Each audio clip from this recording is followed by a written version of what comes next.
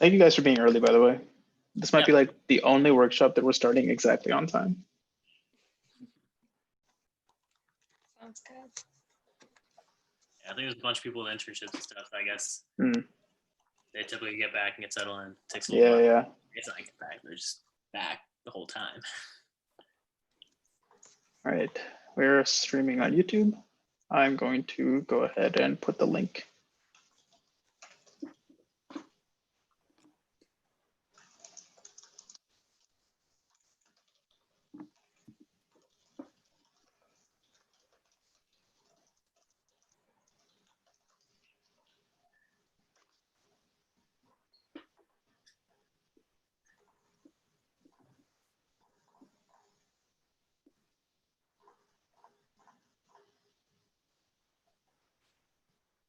All right, cool. We're going to give them a few minutes to drop in, and then probably around 8:01, we'll go ahead and start. Cool. Good.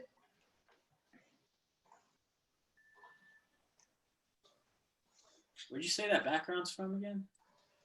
It's from a game I like, Okay. What is it called? Xenoblade Chronicles 2. It's pretty cool. Yeah, it is.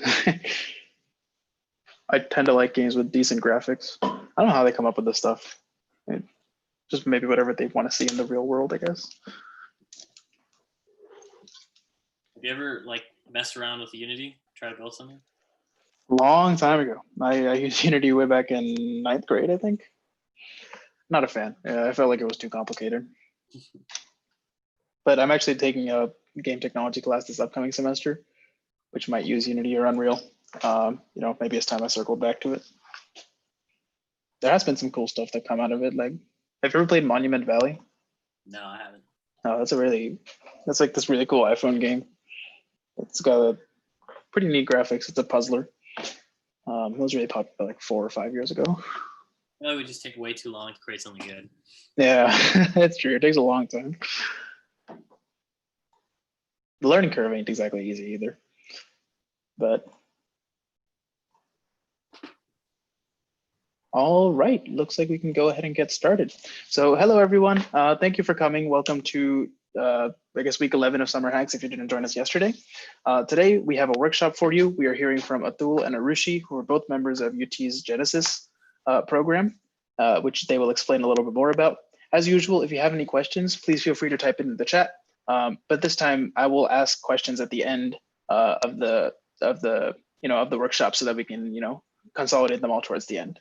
But feel free to ask them at any point. And if you have questions afterwards, please feel free to message me on Slack, and I will ask both of these guys on your behalf. So without further ado, Atul and Arushi, take it away. Cool. Hey guys, I think as Ansh mentioned, I'm Atul. I'm part of Genesis at UT. So Genesis is a student-led, kind of modeled after venture capital firms. So we provide early stage seed funding for startups that come out of UT, whether it's students or professors.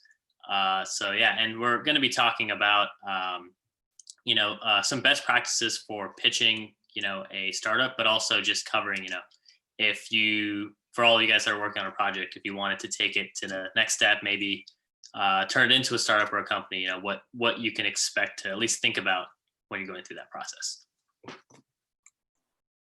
Yeah, I think Atul introduced Genesis really well. I'm Arushi, also on the Genesis team. And Atul and I are both involved in trying to help startups with workshops like these and helping with just any sort of early stage advice. And we're excited to host this workshop. Okay, Atul, do you want me to share my screen? Yeah, it should be good. Okay, cool. Can you see it? Yeah, I can see it now. Okay, I'm gonna put it into present. Is that all right? Yeah, that's perfect. Okay, cool. You can start us off. Yeah, so I think like I mentioned earlier, I guess we can just go to the slide after since I have a lot on this one. So basically what we'll talk about is, like I said earlier, we're going to be going through, what's included in a pitch deck.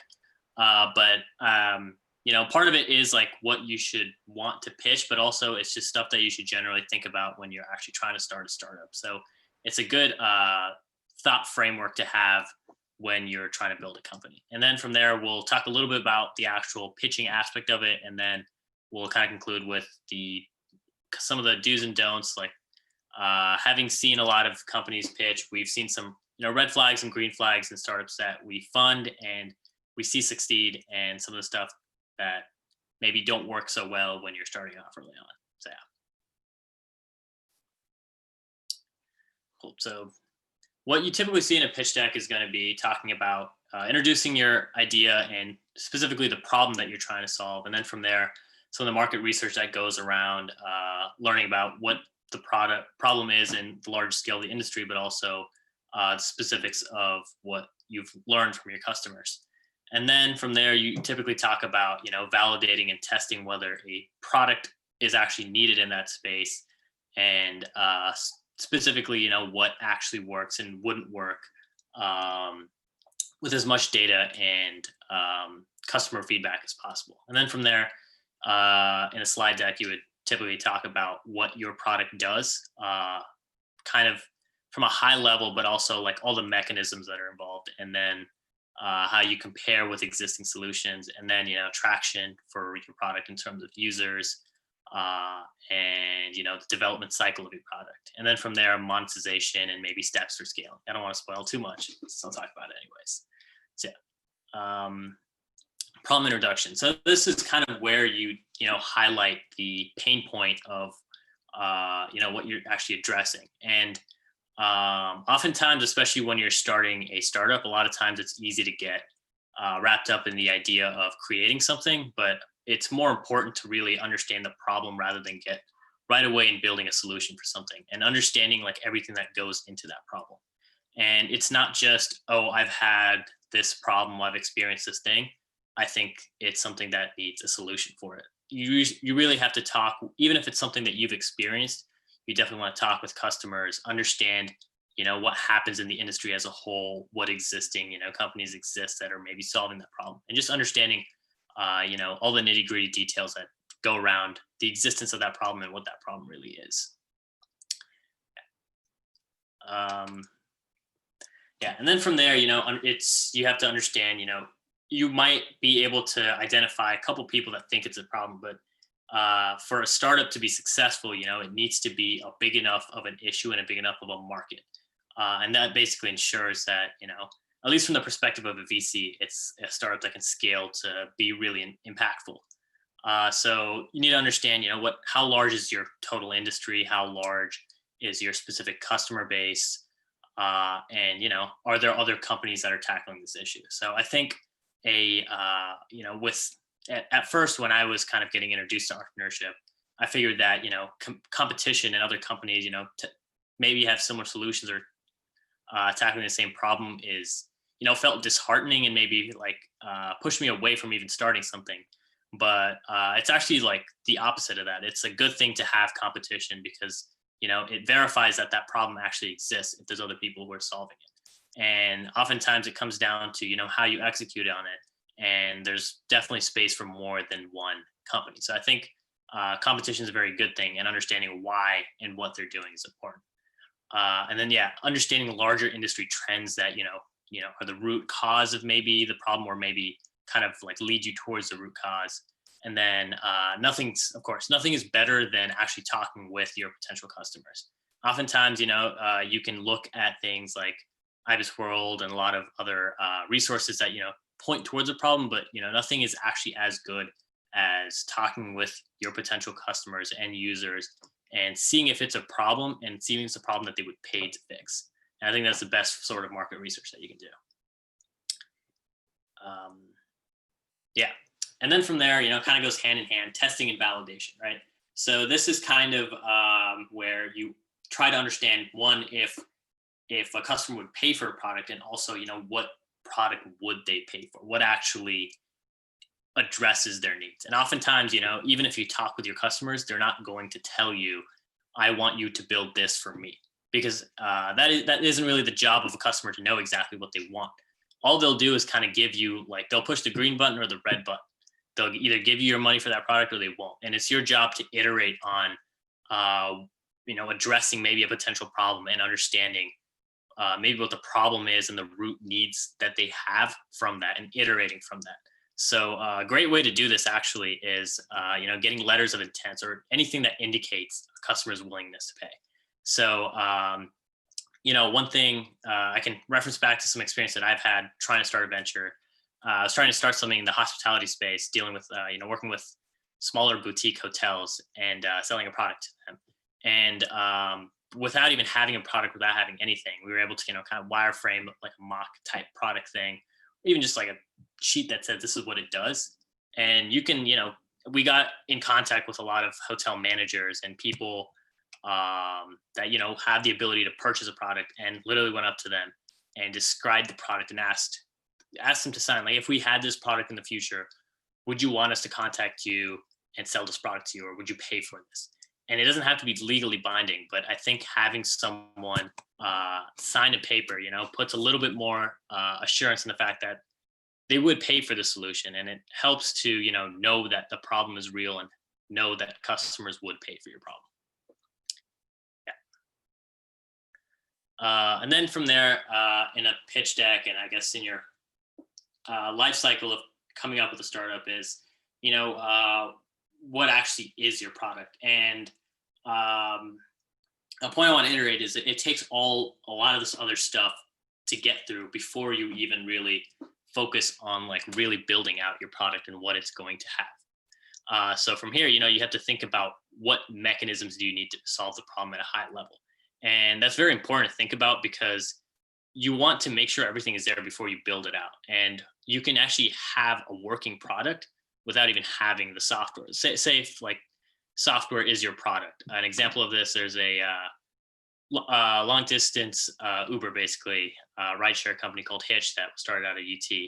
And what they did early on was, their mechanism there was a service, getting riders to drive someone from maybe, I'm going to say in Texas, Austin to like Dallas, right? And they basically, bootstrapped that and were able to give rides by using Excel and driving themselves as riders. And they were able to establish that, those mechanisms, that solution for the problem worked without even having to build out an app or software for it. So understanding what mechanisms other companies use, what mechanisms that you use, and really like honing in on making sure they work, and on a high level that those features are what solve the problem, is very important to have.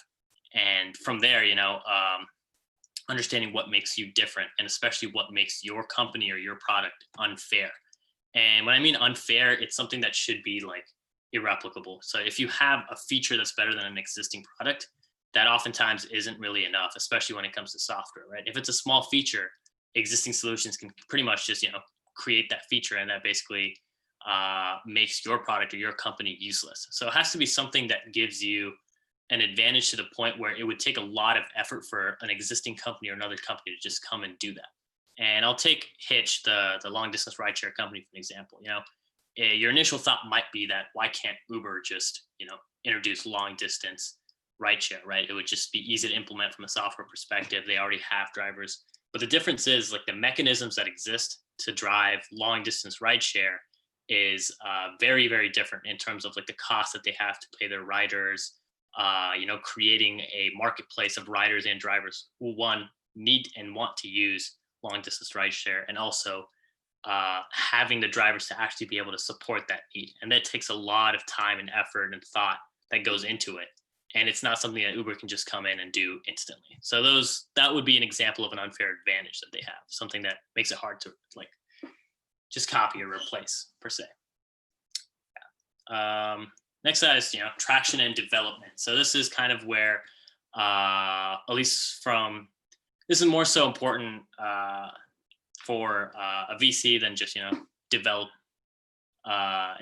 in terms of your building out your product. But it's important to have traction for yourself, to know that you're in the right place, but also to know like what actually caused you to make changes to your product, and what plans you have in terms of actually changing your product in the future or iterating on that product.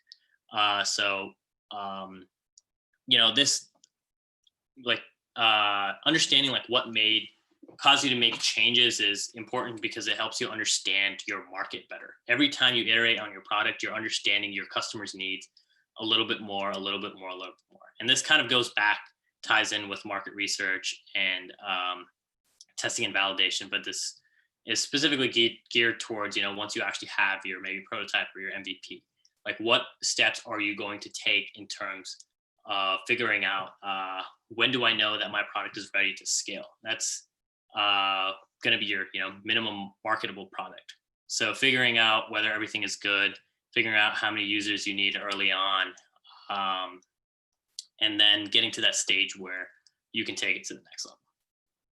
And the next part right here, monetization next steps, kind of goes a little bit hand in hand when it comes to figuring out when you can scale.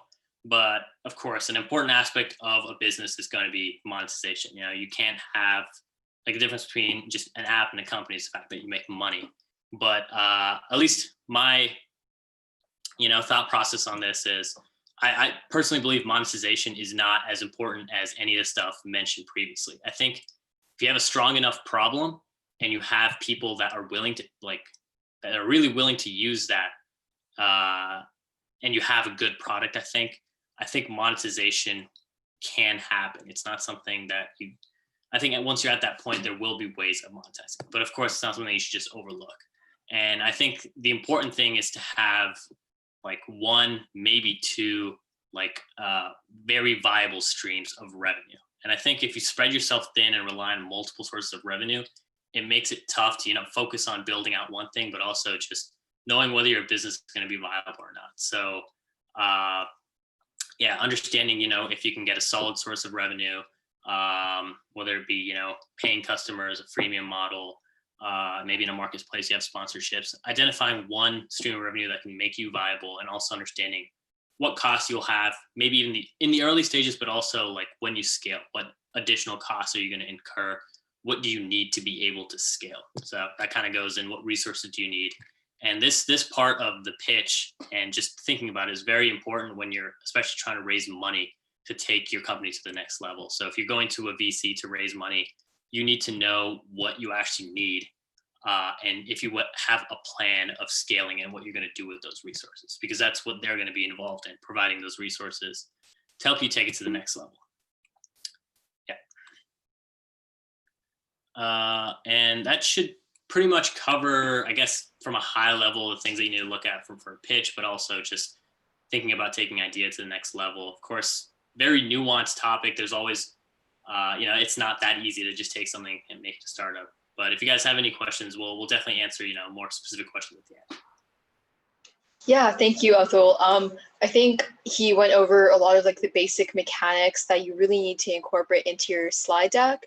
And right now I'm going to share with you all a sample slide deck that I made for a separate occasion, but I think it incorporates all of the main aspects of a good slide deck and going over the value proposition in a very unique and memorable way. So kind of going over what Atul said. So this is an example. It's a nudge dating app. And we started off with describing the problem, different bad messages that people get on dating apps. And then after here's where we presented data from surveys to identify the most common problems, as well as going through the field research. So this is kind of market research, but also just problem exploration, which is really important. And then professor reviews for credibility, and gathering all of those insights. And a lot of your slide deck and a lot of your work is going to be focused on the problem and describing how big it is and how important it is. And then we kind of talked about our initial idea for a potential app where people nudge people together, because it's different from a traditional dating app. So like Atul said, something that's very, very different, and has a core functionality that's hard to fully replicate with existing competitors. So here's kind of the prototyping MVP stuff that he mentioned. So in this example, the prototype and the MVP, it featured a Facebook event, a brunch event, and then testing out dates. So here we kind of talked about the different phases we went through, the tractions we got. So for your free tail hackers, if you have some sort of social media talking about traction there, any sort of MVP that you've done, And a lot of MVPs have like a hypothesis and like assumptions you make. So you want to have a hypothesis of like something you hope to achieve, as well as like different assumptions, and then kind of like reviewing the results of like your event and how things went. Or not necessarily an event, because a lot of what you all have created is more software based, but talking about maybe user feedback from like an alpha or a beta, or reviews or something you've heard from your first users would be really important here. Then some just general insights, and talking about the evolution of the product is also part of like the traction, and kind of talking about like how you've gotten to that place. And here's like 20 slides in when you actually when we actually introduced the feature, the actual product, and it gives like a quick overview. It talks about like, it shows like the basic UI UX, and like when you explain your product, you should always just like be very like simple, talking about like, how easy it is for the user to use, and talking about your competitive advantages, also super duper important. And like we mentioned earlier, doing a thorough analysis of your competitors, and kind of talking about like what makes your app different, is important. Something called a competitive analysis matrix would be really helpful. So when you have a lot of features or like a lot of things that distinguish you, it's always like an interesting idea to compare it to existing competitors if it's a very crowded space. If it's a completely new space, this isn't as important, but this is just a potential value add. And then talking about like revenue, monetization, again, revenue focus, and like next steps, milestones, future plans for development, all like important aspects to incorporate. And then kind of like having a recap towards the end might also be helpful. And ending strongly is always just like a pretty solid thing for slide decks. And I'm going to go into some more just pitching best practices right now. Kind of similar to that, but that was just kind of an example. And this is more about like the overall process of storytelling, mechanics, and presenting in general. So when you are storytelling, it's important to have these 4 qualities. So first off, the people listening to you have to like trust you. They have to like believe that you have credibility, which is evolved through all of these different aspects. They need to believe that you have the passion to solve this problem. Since a lot of you guys are focusing on social ventures, passion is really, really important, as well as expertise based on research and data that you have, and the actual skill to be able to solve this problem. When you think about storytelling basics, you have to go into kind of an analysis of yourself and who you are. So asking some of the following questions is really important, like what drives you? Why is this issue so important to you? What like background or experiences do you have that have motivated you to pursue this venture? Why are you the right person to be the one solving it? And why is this idea the one you'll commit to? A lot of this involves like reflection and is kind of part of the bigger storytelling aspect that every pitch deck needs to have, because it needs to be this cohesive story that makes sense, especially when you're talking to somebody completely outside the program, or people who have never seen or heard you before.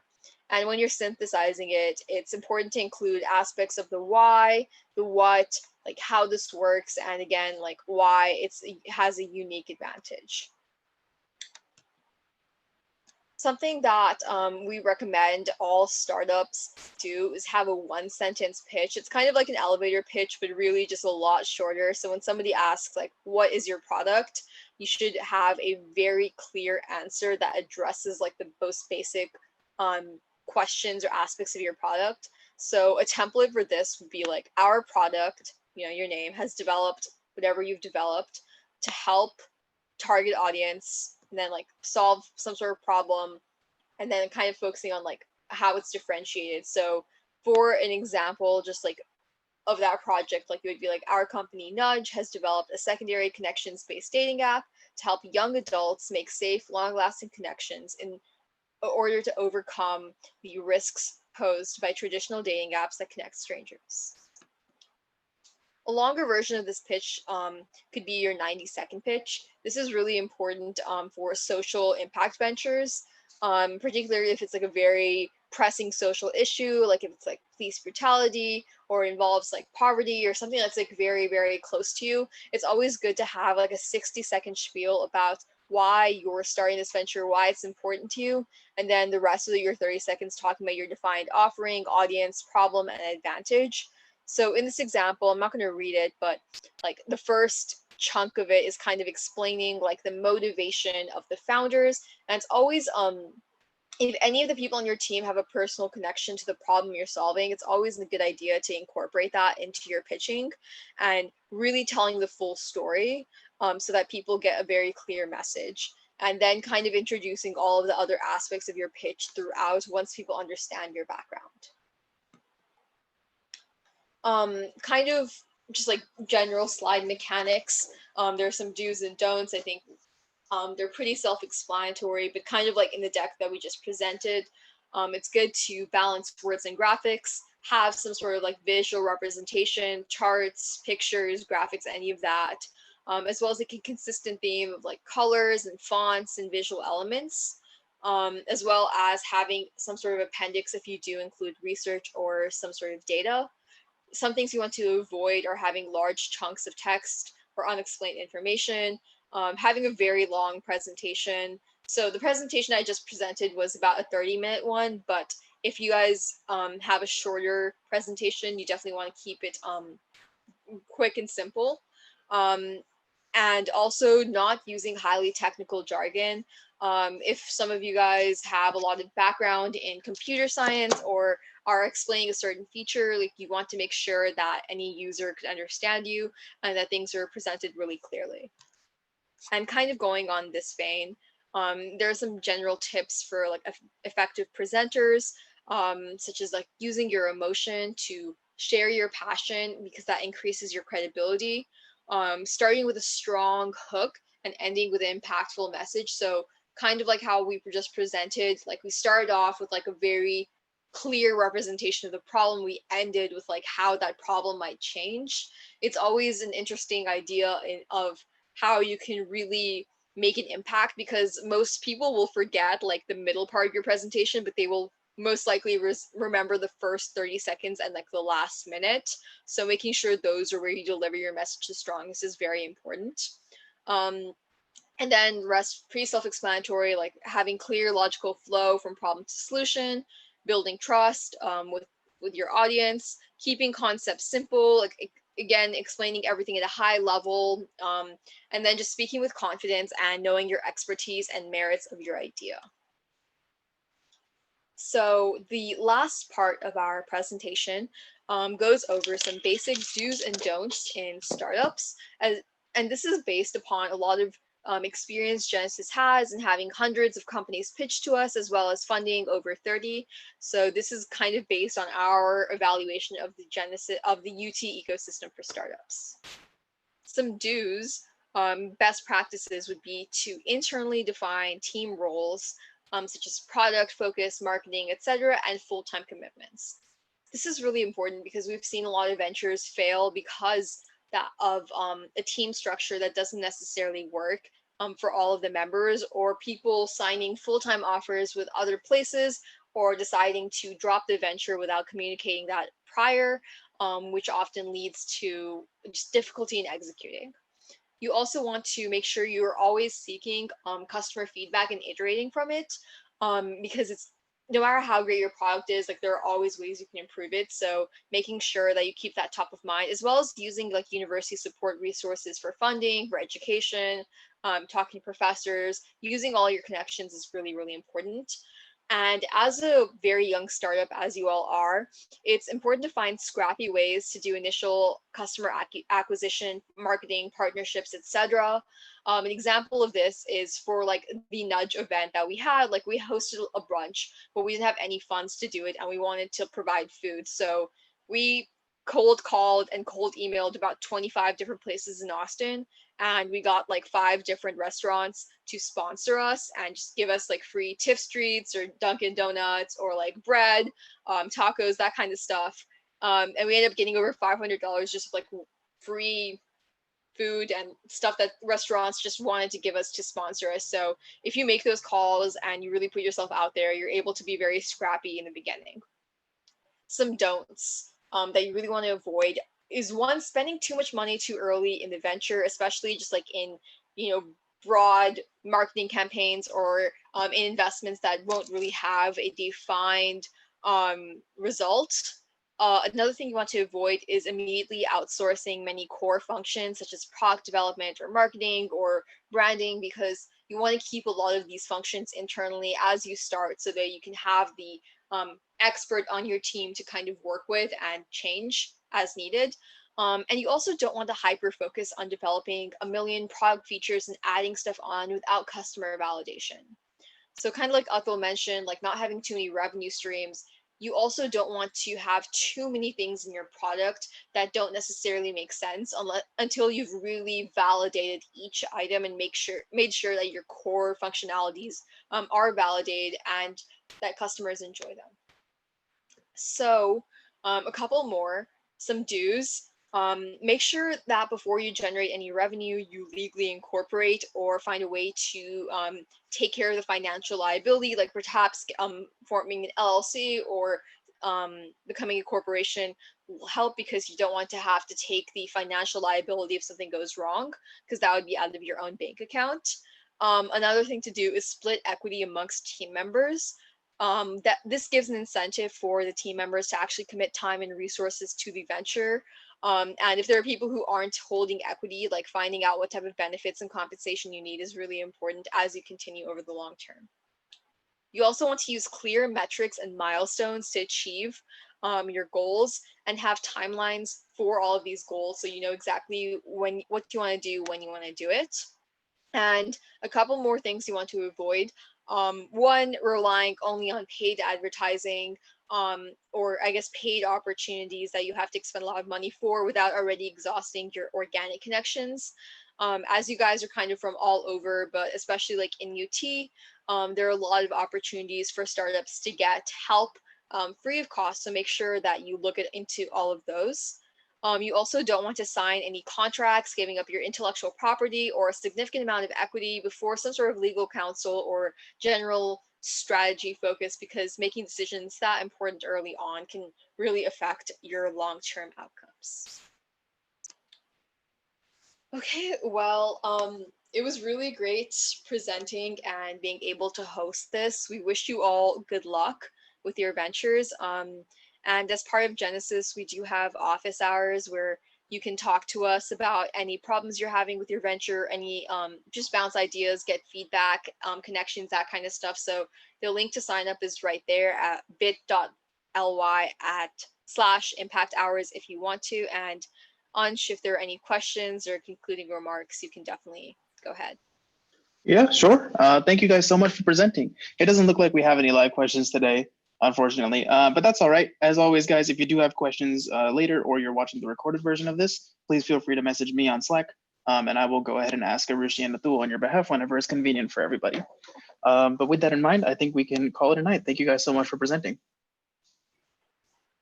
Yeah, of course. It was a pleasure.